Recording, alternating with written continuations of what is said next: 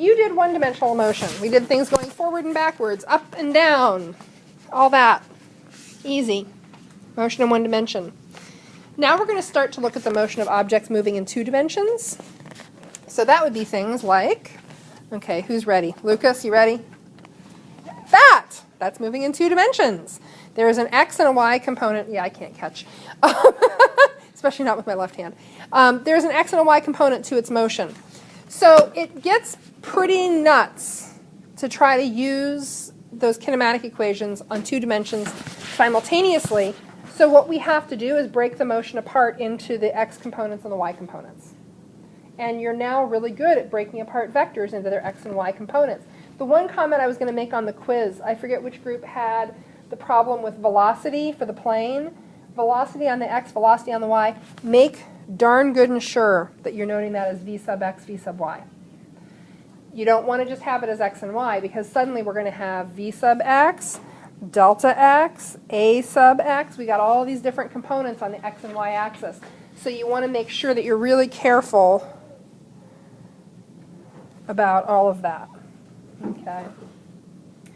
Once we resolve the vectors, we can actually analyze the components of the motion independently. And then the most horrible of all things is we can merge them into one unholy, gigantic mess of beautiful, beautiful algebra that will make your brain sing like fairies dropping dew on the flowers, well, or something. So what we're talking about here is projectile motion. And we consider an object to be a projectile when it is launched into the air and nothing else is powering it. So if I throw this thing, I'm not going to actually throw it this time. If I throw this thing, it's projectile motion. If I kick it off, who here has a cat at home? Anybody live with a cat in the house? Nobody lives with a cat in the house? You do? Yeah. But yet you do not raise your hand. Well, because it hit me after. Okay, delayed processing, yes. That's fine. Yes. So if you live with a cat, you're familiar with this game? There's a great t-shirt. I haven't lived with a cat in the house in years. Fantastic t-shirt I just saw that said, if the world was flat, and it's a big flat disc world with a cat going, pushing things off the edge. It's sort of a recreational sport among felines. That's pushing something off the edge. That's projectile motion. Because once it leaves that edge, here, I could do this all day. No, I'm not going to. Is there anything acting on it other than gravity? No. The paw acts on it until the paw is no longer in contact with it. You can push something off of an edge. Once your hands leave the object, there is nothing else acting on it but gravity. So that is projectile motion. And the path of projectiles are parabolas.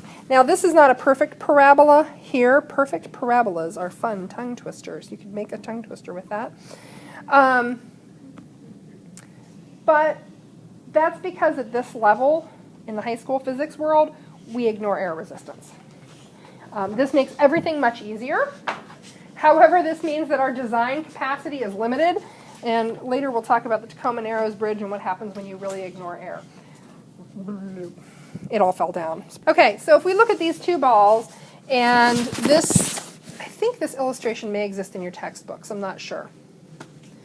So if I drop, actually, let's do this with moles. Why not? Repeat, nah.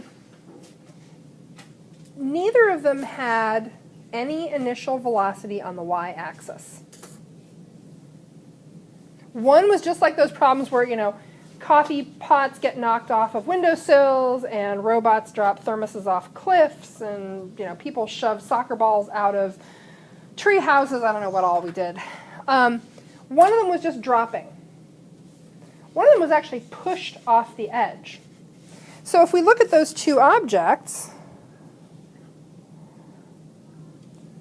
whoop, one does have an initial velocity on the x-axis.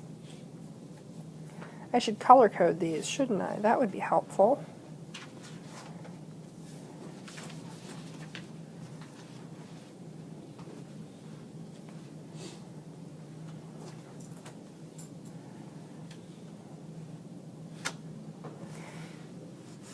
Let me see if you can understand the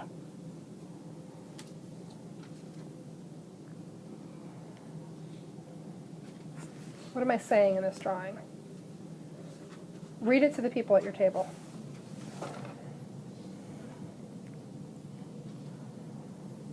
For object 1 and 2. Summarize what I just said there in words. So I'm gonna summarize all three of these. You guys did a great job. So object number 1 has an initial velocity on the x-axis which is equal to 0. It's just dropping, like all the things we dropped in chapter 2.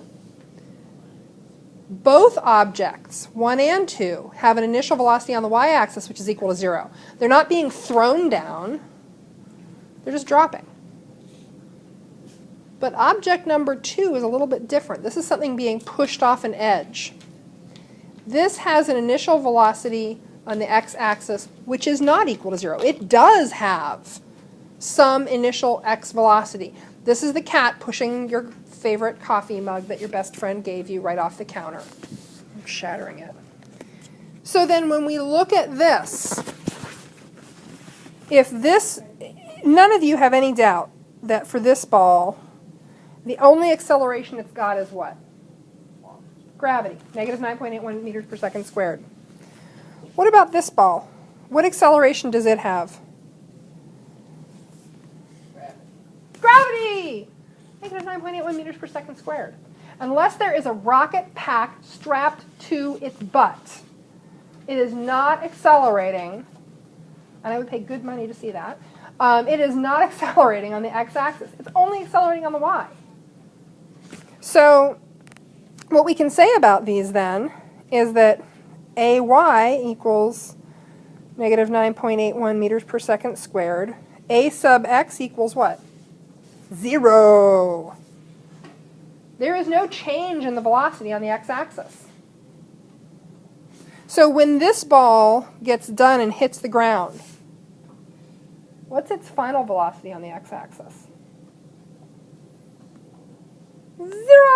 It has no acceleration. So the velocity doesn't change.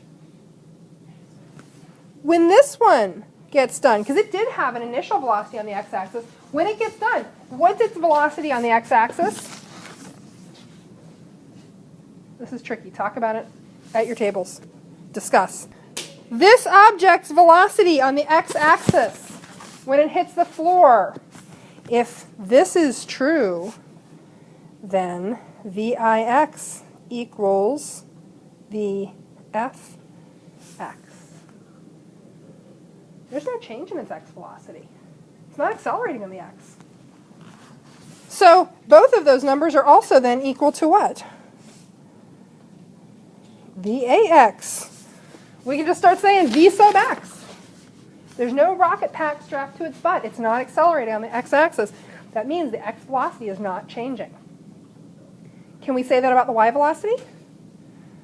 Heck no! We've got this giant, very attractive planet pulling us all down. Do you all want to feel the pull of gravity? I hear you've been practicing this. Go ahead, stand up. Get the blood out of your butts. Okay, so what we're coming to is the idea that we can take these equations and we can have a set of equations on the x-axis and a set of equations on the y-axis. And like I said, we will merge them, which gets really interesting. Okay, so this is kind of what we just talked about. The red ball has no initial horizontal velocity, and we just use the kinematics equations. The yellow ball does have some initial horizontal velocity, but it's unchanging because there's no acceleration on the x. So let's take a look at page 100. Here's what they do, and here's what I don't like about what your book does. They've taken those kinematic equations and shaved them all up for you for particular situations. I will say that I think your brain functions much better if you derive them yourselves every time because you understand where you're coming from. And I have had that feedback from students who I had for physics and went on to college physics. They just gave us a list of equations. I didn't know where they came from. I never knew what anything meant. You're better off ignoring this, and we will walk through those derivations again and again and again, because there are a lot of cases where, oh, well, this only works if these conditions are met. If you're pulling an equation out of a hat, you don't always get that. if you're deriving it from scratch yourself, you're aware of the conditions under which the equation is being used. So, what is helpful is this thing that's a little bit lower on the page. And let me get rid of all my chicken scratch here. I'll move this whole thing up. The fact that Vx is equal to Vxi, it's equal to Vxf. And because there is no acceleration, you can go all the way back for that motion on the x-axis to plain old V sub x equals delta x over delta t. Vx delta t equals delta x. You already have that on your card. It's one of the first things we did when we were talking about motion. Because there's no acceleration, this is constant velocity on the x-axis. Again, unless there's a rocket pack strapped to its butt. Recording this. So the height of the bridge is 321 meters. And what we want to know, oh, okay, so the pebble hits 45 meters out. What we want to find is the initial velocity with which the pebble was kicked. So remember how I kept saying, please, please, please list your variables, please, please, please list your variables? It's going to get worse because here where you have two axes, what I'm going to say is, please, for the love of all that is physics, list your variables on the two axes. So I start all of these problems like this. X, Y, I list my variables like this. It's going to get more important when you have the non-zero initial y velocity problems because we're going to create a bridge between the two axes, which is really stinking cool. So I'm going to start off with a few things here. Vix, well, we don't know. Wouldn't you like to? I'll finish this up on the video and you guys will watch it. Okay, so Vix is the initial velocity on the x-axis. That's what we would like to know. Our VIY we know is 0 because this thing is being kicked off the bridge. What else do we know? Well, acceleration on the x. We know that. And what is it? Well, it's 0. What's our acceleration on the y? That's equal to g, or negative g we should say because it's downward. And that's going to be equal to negative 9.81 meters per second squared. Okay, we also have our displacements. We were given a displacement on the x. This object lands 45.0 meters out from the base of the bridge, and we were given our displacement on the y. The bridge is 321 meters high, so the object's y displacement is negative 321 meters. Oh, this looks fantastic! Great! Wonderful! Where do we go from here? Well, funny you should ask. So we need something that will connect the two axes. What's the bridge between our axes? Well, it's going to be time, because time exists on both axes.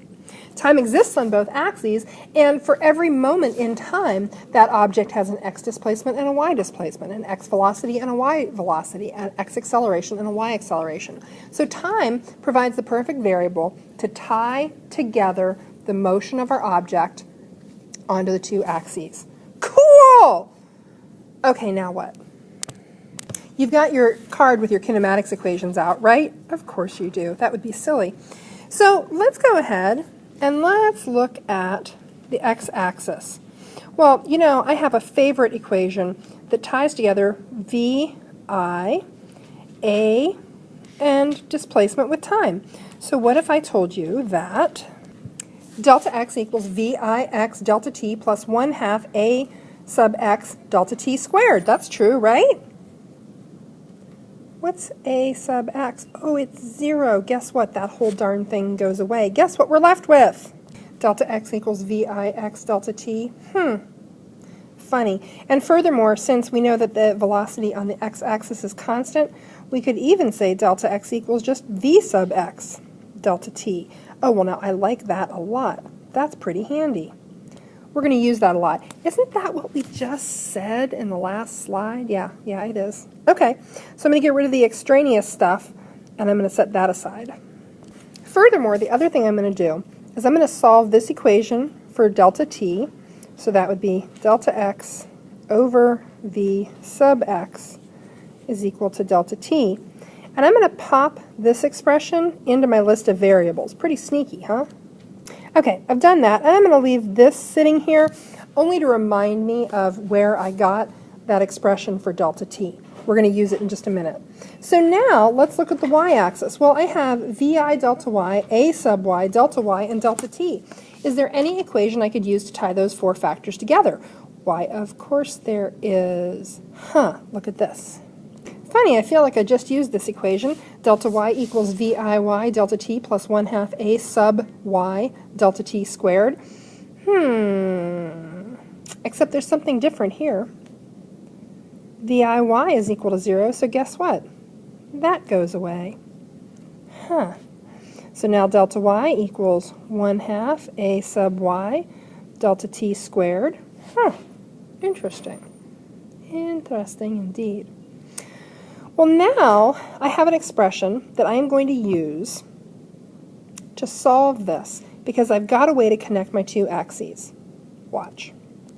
I can take this expression that we've created for delta t, which expresses delta t in terms of the motion on the x-axis, and I can substitute it in here for delta t, because now I'm connecting the expression for time I've created using motion on the x-axis to the y-axis via this equation. Let's see what that substitution looks like. Well, it looks just like that. That's not so bad. Now we're going to solve this algebraically for v sub x, because that is what we're after. It's our initial velocity on the x-axis. I'm going to shrink some stuff and move it around and come right back. My next step would be squaring everything in the parentheses. So I now have delta y equals 1/2 a sub y times the quantity delta x squared over v sub x squared. I'm going to continue to work to isolate v sub x. Okay, I've got delta y equals a sub y times delta x squared divided by 2 v sub x squared.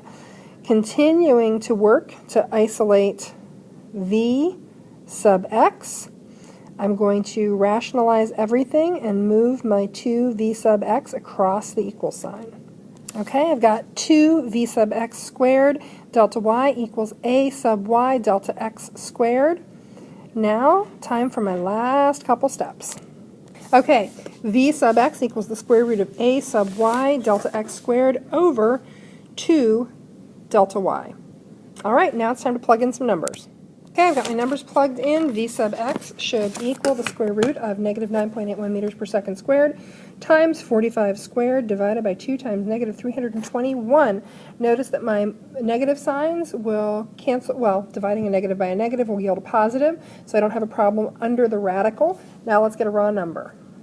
And that v sub x is equal to the square root of 30.9427, etc., meters squared over seconds squared, which gives us a v sub x of 5.5626 blah blah blah meters per second. Okay, our final answer with sig figs should be 5.56 meters per second forward, and you can specify direction or you can allow the sign of the number to stand alone. So assigned are all the sample problem or the practice problems, practice 3D, page 102, numbers 1 through 4. Have fun!